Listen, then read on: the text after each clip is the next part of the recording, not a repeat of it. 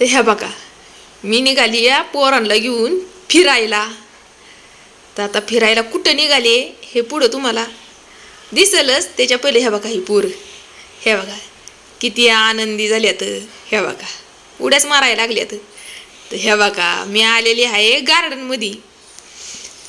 गार्डनमध्ये ना लय पाऊस पडत होता. म्हणजे येतानाच भरपूर सुरू झाली होती. पण पोरं ऐकतच नव्हते. चलच आत्या गार्डनला. त्यांना लय मजा वाटते या गार्डनला. म्हणजे कुठल्याही पोरांना आनंदच होतोय गार्डनमध्ये यायचं म्हणलं की. तसंच ह्यांना पण झाला होता. तर बघा पोरं गेली त्यांच्या घरी. चुलता आला होता त्यांना न्यायला. आणि ही काय इकडं आईने भोपळ्याची भाजी दिली होती. तर आता ही मी भाजी करणार आहे. आणि हे काय त्याच्यामध्ये ना हे बारीक बारीक भोपळे आहेत ना ते पण कापून टाकणार आहे. तर भोपळ्याच्या भाजीसाठी मी काय टाकणार आहे पहिले तर लसूण सोलते.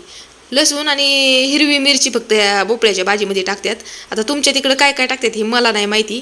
पण आमच्या इकडं फक्त लसूण आणि मिरचीच टाकतात. तर ह्या बघा लसूण आता मी फोडते या. पण काय फुटा नाही का आता मध्ये मोबाईल असल्यामुळं.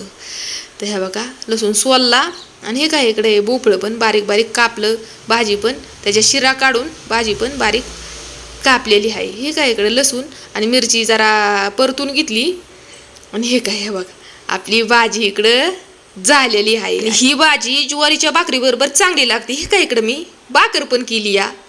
ही काय इकडं मोठी भाकर केली. ही छोटीशी डामटी केलेली आहे.